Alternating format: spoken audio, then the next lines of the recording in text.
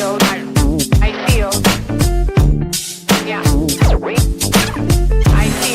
good, boxing fans? Boxing First Vlog back in the building. Hit you with another one, too. Big shout out to the team, G5 Jeff TV, VP Shane. Let's get into it, man. A couple names on this undercard that are recognizable to some of us hardcores and maybe some of the casuals. We got Kyron Davis looking to add another win to his record and stay relevant in that super middleweight division. We got a heavyweight gatekeeper looking to keep his name relevant and add a win in Calazade. That being said, man, let's take a quick peek at the main card and the headliner, a guy from my neck of the woods, and Jesus Ramos Jr., Mr. Power himself. This guy is a factor. Could he be next up for the champ? I mean, you know how PBC does. They like to try to keep some things in-house. So if he keeps on the winning record, he could maybe get that shot at Charlo. But on the flip side, he's going up against a guy that I do believe lost his last fight. He's a solid contender at 19-1 in his own right. But that was a controversial win against a guy named Lama. And if you take a look back on that card, man, it was a little bit back and forth action, but he was getting hit with some heavy shots. And I did think he lost that fight close, maybe by a round or two. But let's jump into this next cat, Dominican Republic representative in Castellano.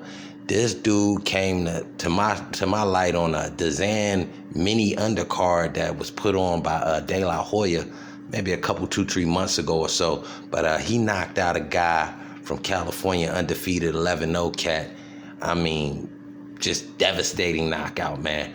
But he fights long, he's strong. I'm not sure what his inside game is, so maybe he'll be tested tonight going up against the vet in Burgos, coming into this fight at 35-3. So he's definitely a mature fighter going up against a former police officer in Starling Castellano. So big shout out to him trying to hold it down for his country, and you know what I mean. But anyway, he's trained by Ishmael Salas, so he's set when it comes to the training. So he you know what I mean, he's got a good camp with him. But let's jump into this last fight. I wanted to give a quick preview, and we got Armando Resendez. You know, pardon me if I pronounce these guys' names wrong. You know how it is on this channel. We struggle with these names, but there's no disrespect. Anyway, he's a solid middleweight, man. He's coming in at 12-0, going up against a guy named Marcos Hernandez, who is 14-4. So if he, you know what I mean, can maybe learn something in this fight, maybe work on some defense, you know what I mean? Seen some clips of this guy, and he's a big guy for a Mexican fighter. You know, they don't usually have a lot of middleweights coming out of that country, but big salute to him for, you know what I mean, being a combatant and maintaining that weight and trying to make a name for himself in the middleweight division.